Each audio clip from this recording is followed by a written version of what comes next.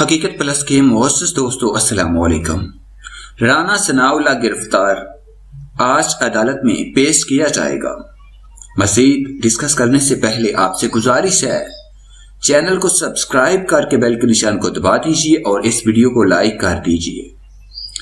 پاکستان میں حزب اختلاف کی بڑی جماعت مسلم لیگ نواز کے رہنما اور قومی اسمبلی کے رکن رانا ثناء اللہ کو اینٹی نارکوٹکس فورس ANF نے حراست میں لے لیا ہے۔ ANF کے ترجمان ریاض سمرو نے بتایا کہ وہ رانا ثناء اللہ کی گرفتاری کی تصدیق کرتے ہیں، تاہم اس کی تفصیلات بعد میں بتائیں گے کہ کیوں اور کہاں سے گرفتار کیا گیا۔ مقامی ذرائع ابلاغ کے مطابق رانا ثناء اللہ کو لاہور سے آتے ہوئے سکھے کی انٹرچینج کے قریب موٹر وے سے گرفتار کیا گیا۔ پاکستان مسلم لیگ کے صدر اور قائد حزب اختلاف شہباز شریف نے رانا ثناء اللہ کی گرفتاری کی شدید مذمت کی ہے۔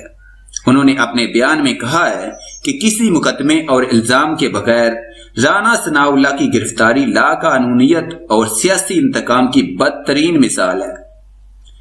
شہباز شریف نے مزید کہا کہ وزیر اعظم کے حکم پر اداروں کو سیاسی مخالفین کے خلاف استعمال کی ایک اور گھنونی مثال آج قائم کی گئی۔ کبھی نیب 2 اور کبھی ANF کو سیاسی مخالفین کو گرفتار کرنے اور دباؤ میں لانے کے لیے استعمال کرنا افسوسناک ہے۔ مسلم لیگ نون کی رہنما مریم نواز نے رد عمل ظاہر کرتے ہوئے کہا کہ ANF کا رانا ثناء اللہ سے کیا لینا دینا۔ انہوں نے ٹویٹر پیغام میں وزیر اعظم عمران خان پر اس گرفتاری کا براہ راست الزام لگاتے ہوئے کہا کہ رانا ثناء اللہ کو ان کے جرأت مندانہ موقف کی وجہ سے حراست میں لیا گیا ہے۔ مریم نواز نے لکھا ہے کہ جیلی اعظم چھوٹا ذہن رکھنے والی شخصیت ہے۔ پیپلز پارٹی کے چیئرمین بلاول بھٹو زرداری نے بھی رانا ثناء اللہ کی گرفتاری کی شدید مذمت کی ہے۔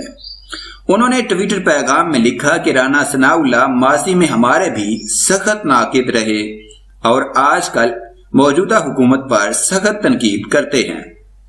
بلاول بھٹو نے کہا کہ ANF کا مسلم لیگ پنجاب کے صدر رانا ثناء اللہ کو گرفتار کرنا سیاسی انتقام کی ماجوز کن کوشش ہے۔